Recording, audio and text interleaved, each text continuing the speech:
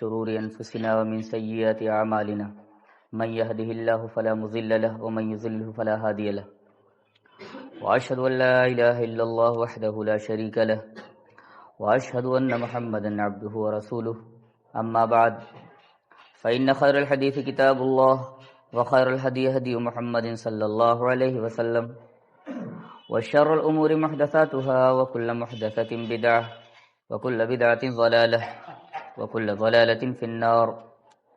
أعوذ بالله من الشيطان الرجيم. بسم الله الرحمن الرحيم. قاف والقرآن المجيد بل عجبوا أن جاءهم منذر منهم فقال الكافرون هذا شيء عجيب أئذا متنا وكنا ترابا ذلك رجع بعيد قد علمنا ما تنقص الأرض منهم وعندنا كتاب حفيظ بل كذبوا بالحق لما جاءهم فهم في أمر مريج أفلم ينظروا إلى السماء فوقهم كيف بنيناها وزيناها وما لها من فروج والأرض مددناها وألقينا فيها رواسي وأنبتنا فيها من كل زوج بهيج تبصرة وذكرى لكل عبد منيب ونزلنا من السماء ماء مباركا فأنبتنا به جنات وحب الحصيد والنخل باسقات لها طلع نضيد رزقا للعباد وأحيينا به بلدة ميتا كذلك الخروج. أعوذ بالله من الشيطان الرجيم. يا أيها الذين آمنوا كتب عليكم الصيام كما كتب على الذين من قبلكم لعلكم تتقون.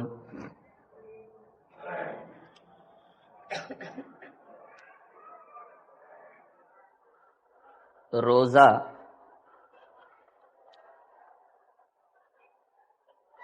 یہ تزکیہ نفس، پاکیزگی نفس، تربیت اخلاق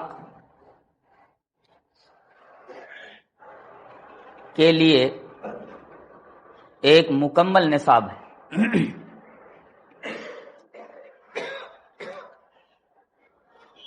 اور تربیت اخلاق کے لیے،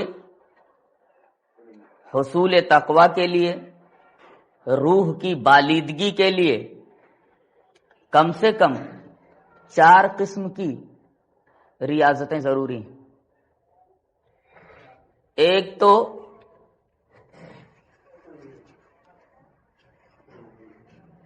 کم خوری، اور دوسرے کم گوئی، تیسرے کم خوابی، چوتھے کم آمیزی. کم خوری کا مطلب ہے کم کھانا. کم کھانے سے نفس زندہ اور چاق و چوبند رہتا ہے، جبکہ بہت زیادہ کھانے سے نفس پر سستی اور کاہلی طاری ہو جاتی ہے.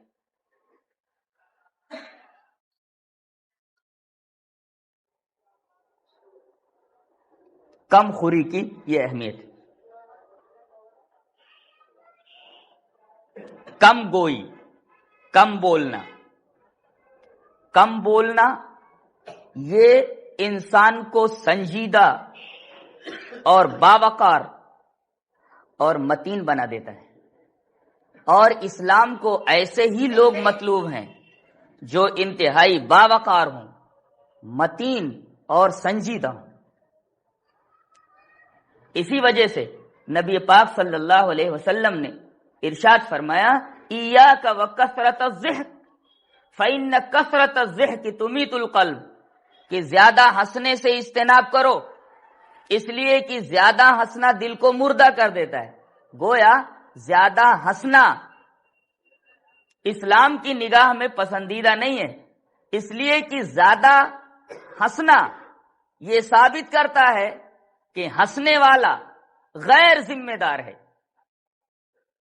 ذمہ دار آدمی کے چہرے کے اوپر، ہونٹوں کے اوپر تبسم تو آ سکتا ہے، قہقہا اور ہنسی نہیں آ سکتی. اسی وجہ سے نبی پاک صلی اللہ علیہ وسلم کی عادات مبارکہ اور خصائل حمیدہ بیان کرتے ہوئے ایک بات کہی گئی ہے کہ آپ صلی اللہ علیہ وسلم ہنستے نہیں تھے بلکہ مسکراتے تھے. نبوت سے زیادہ بارے گیراں اور کیا ہو سکتا ہے؟ اس سے بڑا بوجھ اور کون سا ہو سکتا ہے؟ تو سنجیدگی اور متانت یہ انسان کے ذمہ دار ہونے پر دلالت کرتی. تو کم گوئی انسان کو سنجیدہ، باوقار اور متین بنا دیتی ہے، جبکہ بہت زیادہ بولنا انسان کو بے وقار اور غیر ذمہ دار بنا دیتی ہے.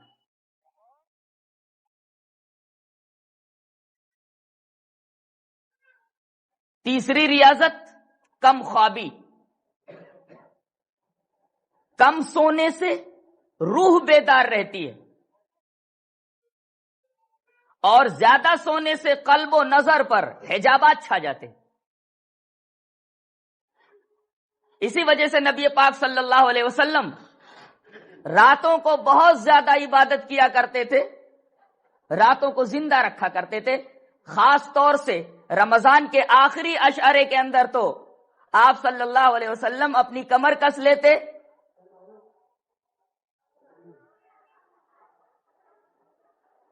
اور اس کی راتوں کو زندہ رکھتے اور اپنے اہل و عیال کو جگاتے.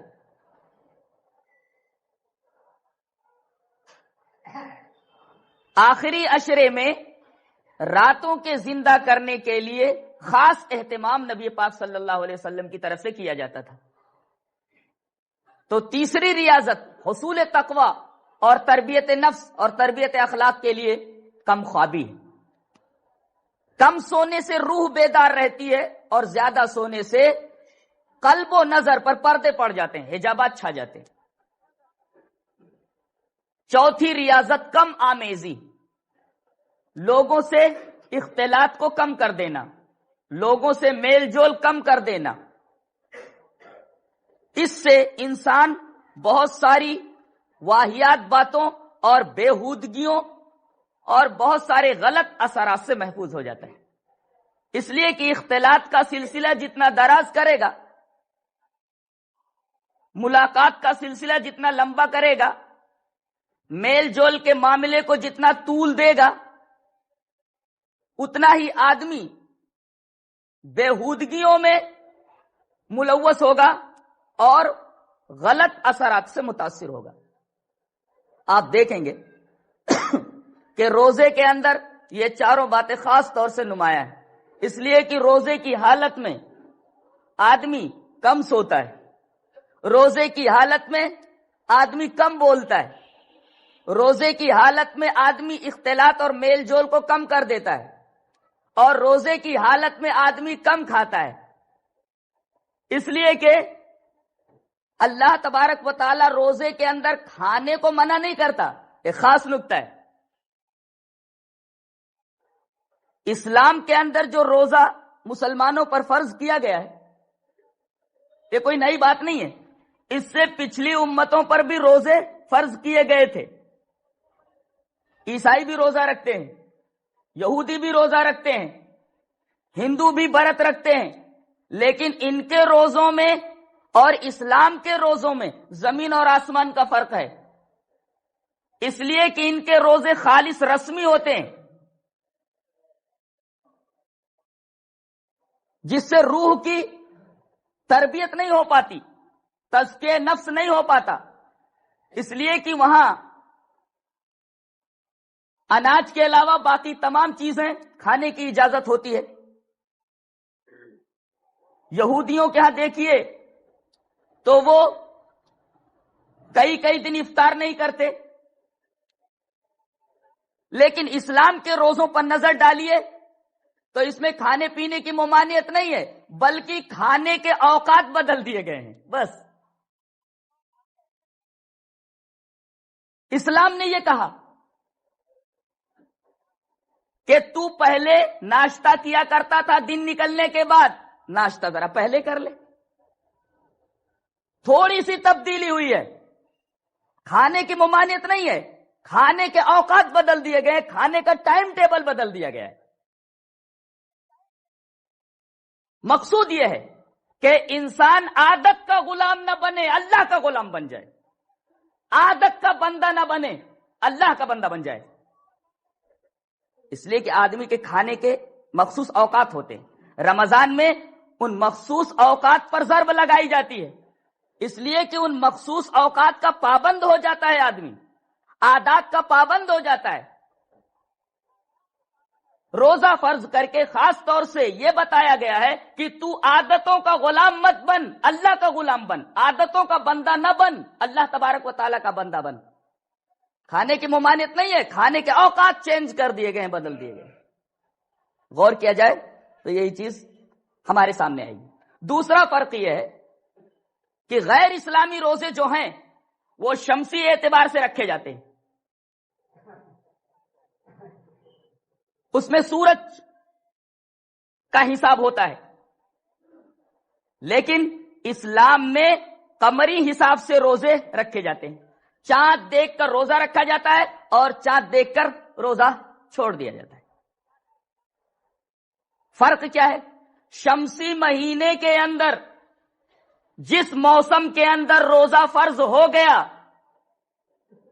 گھوم گھوم کر کے اسی موسم کے اندر روزہ آئے گا۔ فرض کرو کہ گرمی میں اگر روزہ فرض کر دیا گیا اور شمسی مہینے کا اعتبار کیا جائے تو ہمیشہ گرمی ہی کے موسم میں وہ روزہ گھوم گھوم کر کے آئے گا، لیکن قمری حساب سے یہ بات نہیں ہے۔ قمری مہینوں کے حساب سے اگر دیکھیے تو کبھی روزہ سردی میں آتا ہے، کبھی گرمی میں آتا ہے، کبھی برسات میں آتا ہے۔ اس طریقے سے اللہ تبارک و تعالی تمام موسموں میں ریاضت اور مجاہدے کا مزاج شناس بنا دیتا ہے انسان کو۔ یہ فرق بھی ہے اسلامی روزوں میں اور غیر اسلامی روزوں میں۔ گویا روزہ تربیت اخلاق اور حصول تقوی، تزکیہ نفس اور پاکیزگی نفس کے لیے ایک مکمل نصاب ہے، جس کے لیے کم سے کم 4 ریاضتیں لازم ہیں: کم کھانا، کم بولنا، کم سونا اور کم میل جول رکھنا، اور روزے سے یہ چاروں چیزیں حاصل ہو جاتی ہیں۔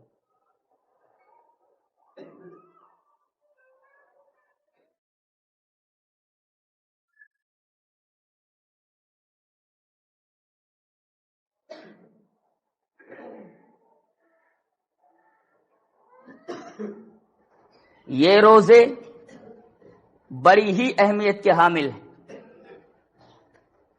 اس میں 2 چیزیں نمایاں ہیں۔ ایک چیز تو روزے ہیں، اور دوسری چیز اس مہینے میں جو نمایاں ہے وہ قیام لیل ہے۔ اور عجیب بات ہے کہ حدیثوں کے اندر دونوں کی فضیلت یکساں گردانی گئی ہے۔ حدیث پاک ملاحظہ ہو، من صام رمضان ایمانا واحتسابا غفر له ما تقدم من ذنبه، جس نے اس مہینے میں ایمان اور احتساب کے ساتھ روزے رکھے اس کے پچھلے سارے گناہ معاف کر دیے جائیں گے۔ اس مہینے کے روزے کی یہ اہمیت بتائی گئی، یہ فضیلت بتائی گئی۔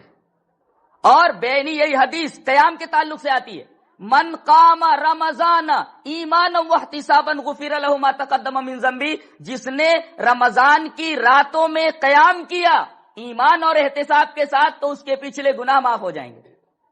گویا جو فضیلت روزوں کی ہے وہی فضیلت قیام لیل کی ہے، تراویح کی، جسے ہم بڑی ہی سنگ دلی سے نظر انداز کر دیتے ہیں۔ فرض نماز ختم ہوئی کہ جھاڑ کر کے نکل جاتے ہیں، روزہ ناقص رہ جاتا ہے۔ روزوں کی زینت تو قیام لیل سے ہے، روزوں کو جو فضیلت ملی ہے وہ قیام لیل سے ملی ہے۔ پہلی دلیل تو یہی ہے کہ جو فضیلت روزوں کی بتائی گئی وہی فضیلت قیام لیل کی بتائی گئی ہے۔ من صام رمضان ایمانا واحتسابا غفر له ما تقدم من ذنبه، جس آدمی نے رمضان کے مہینے میں روزے رکھے ایمان اور احتساب کے ساتھ اس کے پچھلے گناہ معاف، یہی فضیلت قیام لیل کی۔ من قام رمضان ایمانا واحتسابا غفر له ما تقدم من ذنبه، جس آدمی نے اس مہینے کے اندر قیام لیل کیا، تراویح پڑھی، اس آدمی کے پچھلے گناہ معاف کر دیے جائیں گے۔ جو فضیلت روزوں کی وہی فضیلت قیام لیل کی۔ یہ پہلی دلیل ہے کہ روزے غیر اہم ہو جاتے ہیں اگر تراویح نہ پڑھی جائے۔ دوسری دلیل جس حدیث کی سند صحیح ہے، صحت کا حکم لگایا گیا ہے، وہ حدیث پڑھ لیتے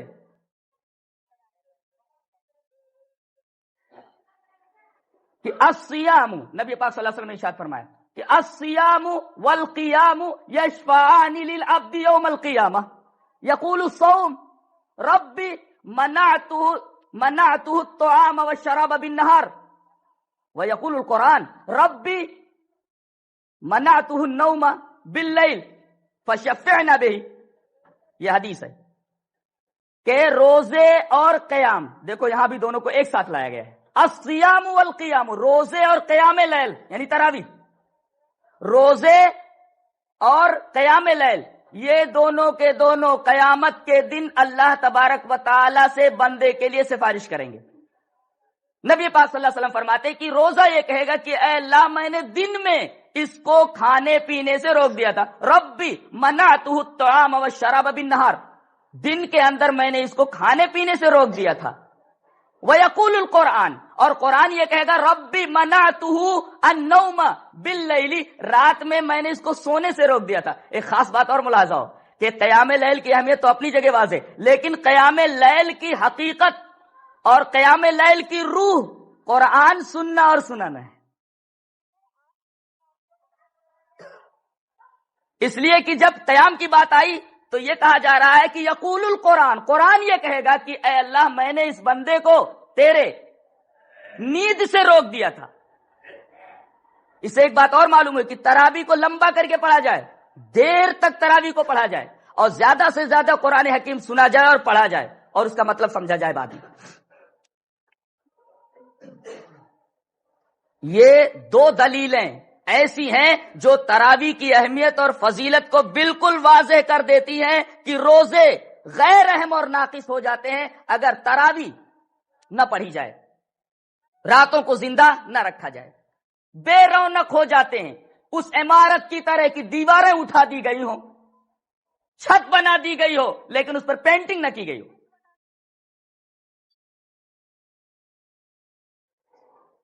یہ قیام لیل کی اہمیت۔ ارے آج تو آ جاؤ، سب آج آ جاؤ۔ اہمیت سمجھنے کے بعد سارے تسلیم خم کر دینا ضروری، اس لیے کہ ایک مسلمان کا یہ عقیدہ ہونا چاہیے کہ نبی کسی بات کو اگر اہم بنا کر پیش کرے تو اسے اہم سمجھا جائے اور اس پر عمل کیا جائے۔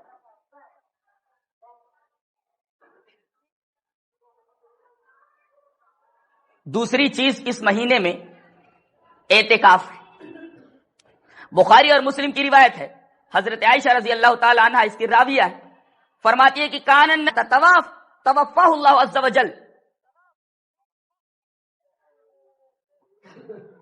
ثم اعتکف ازواجہ من بعدہ واعتکف ازواجہ من بعدہ، رواه البخاری و مسلم، متفق علیہ روایت۔ حضرت عائشہ رضی اللہ تعالی عنہ فرماتی ہیں کہ نبی پاک صلی اللہ علیہ وسلم اس مہینے کے آخری عشرے میں اعتکاف کرتے تھے، اور آپ کا یہ مسلسل معمول رہا ہے ہر رمضان میں، اور جب آپ کا انتقال ہو گیا تو اس سنت کو امہات المومنین نے خاص طور پر زندہ رکھا۔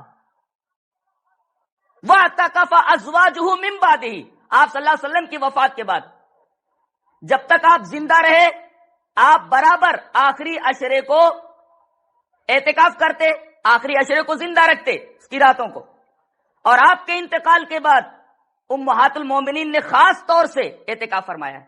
اس حدیث سے استدلال کر کے مفسرین اور محدثین نے یہ لکھا ہے کہ عورتیں اپنے گھر کی قریبی مسجد میں جہاں مردوں کا آنا جانا کم ہو اعتکاف کر سکتی ہیں، اور اگر وہاں مناسب نہ ہو تو گھروں کے کسی گوشے کو مخصوص کر لیں اور وہاں اعتکاف کریں۔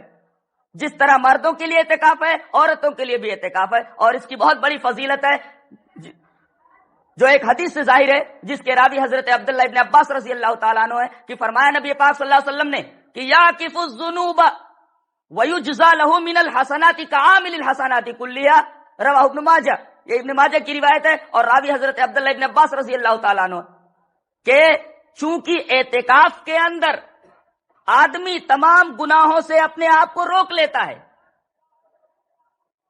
ایک گوشے میں گوشہ نشین ہو جاتا ہے، ایک گوشے میں بیٹھ جاتا ہے تو اس کا بدلہ یہ ہے کہ اس کے حق میں وہ تمام نیکیاں لکھی جاتی ہیں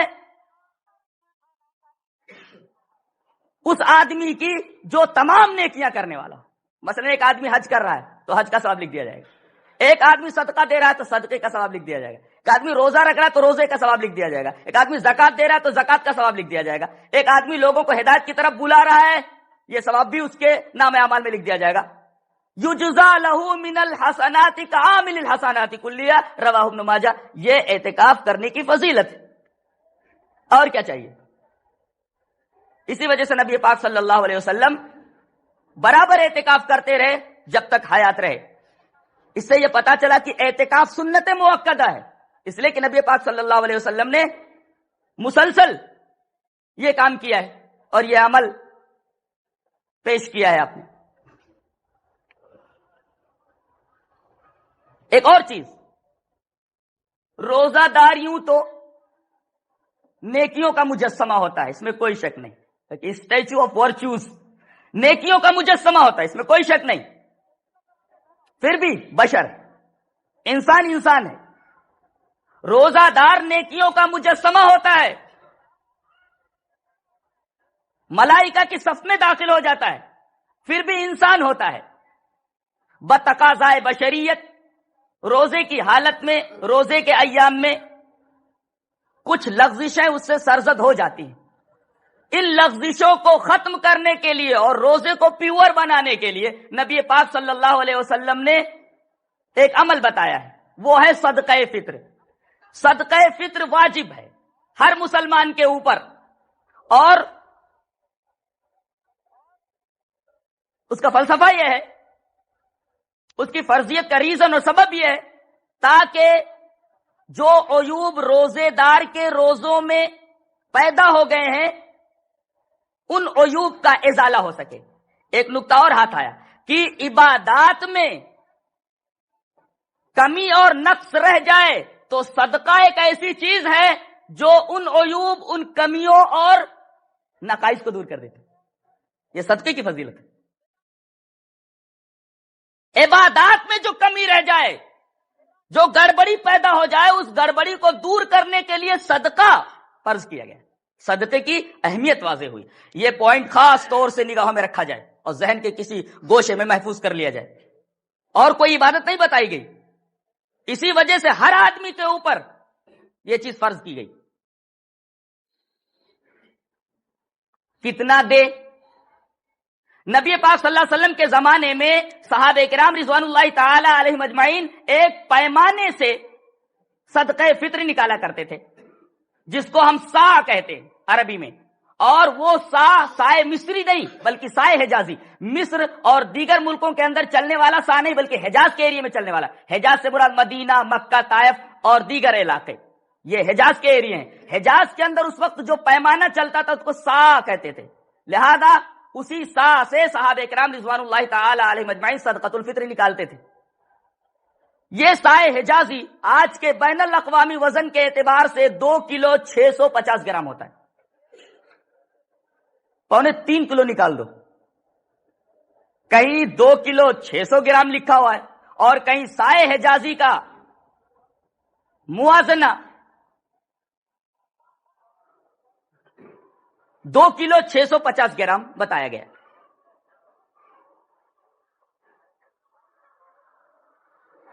کب نکالا جائے؟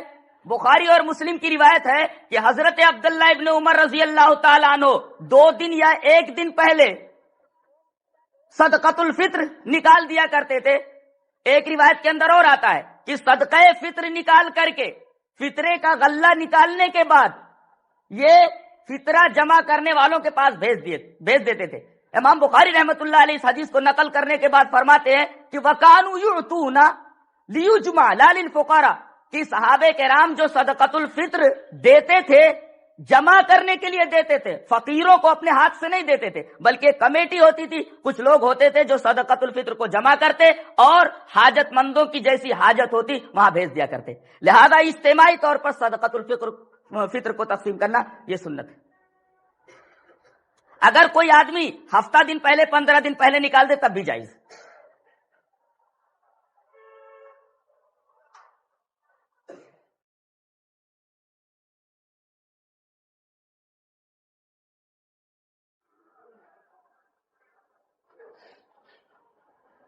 آخری ایک اہم بات کہ عید کی رات کی فضیلت کے بارے میں 2 حدیثیں آتی ہیں. ایک حدیث کو روایت کیا ہے امام منذری نے ترغیب میں، یہ روایت بیہقی میں بھی آئی ہے، اور یہی روایت ابن حبان نے نقل فرمائی، اور دوسری روایت ابن ماجہ میں ہے. پہلی روایت یہ ہے جو ترغیب ابن حبان اور ابن ماجہ میں ہے کہ جب عید کی رات آتی ہے، جیسے کل عید ہے، تو اس رات کو آسمانوں میں لیلۃ الجائزہ کے نام سے پکارا جاتا ہے، یعنی انعام کی رات ہے. یہ حدیث ہے جسے ترغیب میں امام منذری نے نقل کیا ہے، ابن حبان لائے اور بیہقی نے نقل فرمایا. دوسری روایت ابن ماجہ میں ہے کہ جس آدمی نے عید کی رات کو زندہ رکھا تو اس کا دل نہیں مرے گا جس دن دیگر قلوب مر جائیں گے، دیگر دل مر جائیں گے. لیکن میری تحقیق کے مطابق یہ دونوں کے دونوں روایتیں متکلم فی ہیں، کلام کیا گیا ہے، دونوں روایتیں ضعیف ہیں، مجروح. حیرت کی بات ہے کہ اہل حدیثوں نے اپنی کتابوں میں اس کو جگہ دے رکھا ہے، لہذا یہ حدیثیں جب سامنے آئے تو ٹھٹک جائیے. عیدین کا جہاں تک معاملہ ہے اس کے بارے میں سنت یہ ہے، جہاں تک عید الفطر کا معاملہ ہے تاک کھجوریں کھا کر کے نکلیے، کچھ میٹھی چیز کھا لیجیے، اور بقرعید میں آ کر کھائیے. یہاں سے کھا کر نکلیے اور بقرعید میں اس کا الٹا کیجیے، آ کر کھائیے. تاک کھجوریں کھا کر چلنا عیدگاہ کی طرف سنت ہے. تکبیریں زور زور سے پکارتے ہوئے جائیں، اور عورتیں تکبیر آہستہ کریں. عورتوں کو عیدگاہ لے جانا سنت. عیدگاہ کے اندر ممبر لے جانا خلاف سنت. امام مصلی پر کھڑا ہو کر کے خطبہ دے اور نماز پڑھائے. ہاں آگے کوئی برچھی گاڑ دی جائے یا سترا رکھ دیا جائے، سنت. نماز کے اندر 7 5 12 تکبیریں کہی جائیں، 6 تکبیریں، 3 ایک رکعت میں اور 3 دوسری رکعت کے اندر. جو حنفیہ کا معمول بہا ہے، ایک روایت عبداللہ ابن مسعود کی ہے جو موقوف ہے، آگے رفع نہیں ہوتی، نبی پاک صلی اللہ علیہ وسلم تک اس کی سند رفع نہیں ہوتی. دوسری روایت بیہقی میں ہے جس پر خود ایک حنفی عالم عبد الحی فرنگی محلی کہتا ہے کہ فی اسنادی ضعف یسیر. بیہقی کی اس روایت کے اندر جس کے اندر 6 تکبیروں کا بیان ہے، اس کے اندر تھوڑا ضعف ہے. اور ایک روایت معاویہ ابن معاویہ کی ہے، ان پر کذب کا اتہام ہے کہ یہ جھوٹ بولا کرتے تھے، لہذا 6 والی تکبیروں کی روایت بالکل بنڈل اور کنڈم ہے. رہی 7 5 12 تکبیروں کی روایت، تو یہ ایک روایت ترمذی میں آئی ہے، اور راوی اس کے حضرت عمر ابن عوف مزنی ہے. عمر ابن عوف مزنی سے جو روایت امام ترمذی لائے ہیں اس کے اندر ایک راوی ہے کثیر ابن عبداللہ، ان کے اوپر ضعف کا حکم لگایا گیا ہے 7 5 12 تکبیروں والی پر جو امام ترمذی لائے ہیں. سوال یہ ہے کہ جب یہ روایت مجروح ہے، اس کے اندر ایک راوی کثیر ابن عبداللہ ایسا ہے جس کے اوپر ضعف کا اتہام لگایا گیا ہے اور ضعیف کہا گیا ہے، تو پھر اس پر اہل حدیث عمل کیوں کرتا ہے؟ امام نووی رحمت اللہ علیہ جو شافعی ہیں جواب دیتے ہیں کہ لعلہ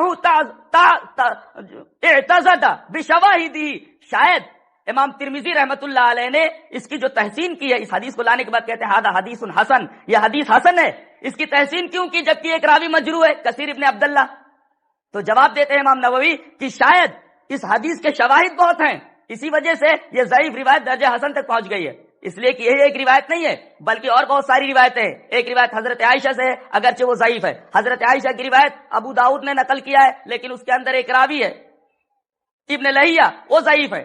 اور ایک روایت حضرت عبداللہ ابن عمر سے ہے جسے امام دارقطنی اور بزار لائے، لیکن اس کے اندر ایک راوی ہے فرج ابن فضالہ جس کے بارے میں امام بخاری رحمۃ اللہ نے فرمایا کہ یہ منکر الحدیث ہے. اسی طریقے سے ایک روایت حضرت عبداللہ ابن عمر ابن عاص سے آتی ہے جس کے بارے میں عراقی نے کہا ہے کہ ہاں اس حدیث کی سند صالح ہے. سب سے بہترین روایت 7 5 12 تکبیروں والی عمر ابن شعیب سے ہے جسے امام احمد منتقی میں لائے ہیں اور امام ابن ماجہ نے اس کی تخریج کی ہے. راوی حضرت عمر ابن شعیب ہیں کہ نبی پاک صلی اللہ علیہ وسلم نے اس 2 گانا نماز کی پہلی رکعت میں 7 تکبیریں کہی اور بعد میں 5 تکبیریں کہی.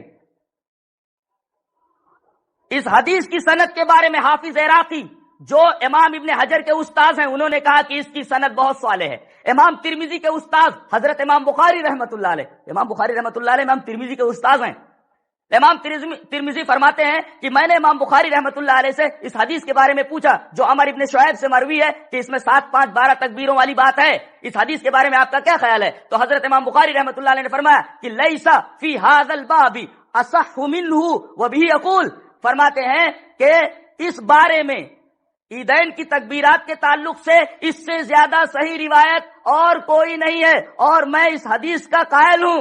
گویا کہ امام بخاری جو علتوں کو بہت زیادہ جاننے والا، بیماریوں کو اچھی طرح جاننے والا احادیث کی، اگر وہ کہتا ہے کہ میں اس بات کا قائل ہوں اور تمام احادیث میں سب سے زیادہ صحیح یہی ہے، لہذا ہمارا بھی وہی عمل ہے کہ 7 5 12 تکبیروں سے عیدین کی نماز ادا کی جائے۔ رہا ہر تکبیر کے ساتھ رفع الیدین کرنا، ہاتھ اٹھانا، تو یہ کسی صحیح حدیث سے ثابت نہیں ہے۔ امام ابن حجر رحمت اللہ علیہ نے اپنی مشہور کتاب تلخیص الحبیر کے اندر لکھا ہے کہ ہر تکبیر کے ساتھ ہاتھ اٹھانا نبی پاک صلی اللہ علیہ وسلم کی کسی صحیح روایت سے ثابت نہیں ہے۔ ہاں اس پر حضرت عمر کا عمل رہا ہے، ساتھ ساتھ ان کے صاحبزادے حضرت عبداللہ ابن عمر کا عمل رہا ہے کہ یہ دونوں ہر تکبیر کے ساتھ ہاتھ اٹھایا کرتے تھے۔ لہذا صاحب تحفۃ الاحوذی نے اس پر بحث کرتے ہوئے لکھا ہے کہ اگر کوئی ہاتھ اٹھا دے تو حرج نہیں، اس پر تشدد نہ برتا جائے، جائز ہے۔ لیکن حدیث کا جہاں تک معاملہ ہے کوئی حدیث اس تعلق سے نہیں ہے۔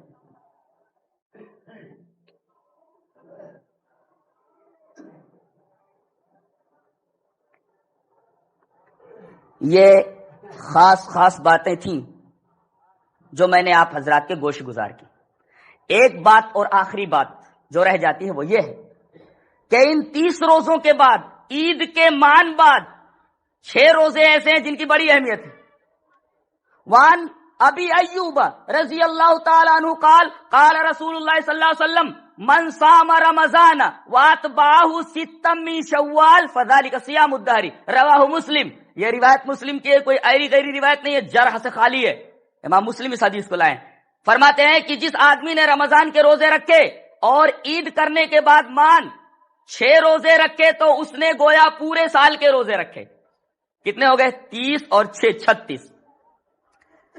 یہ قانون الہی ہے کہ من جاء بالحسنۃ فلہ عشر امثالھا، آدمی اگر ایک نیکی کرتا ہے تو اللہ تبارک و تعالیٰ اس ایک نیکی کا ثواب 10 نیکی اس کے نامہ اعمال میں لکھوا دیتا ہے۔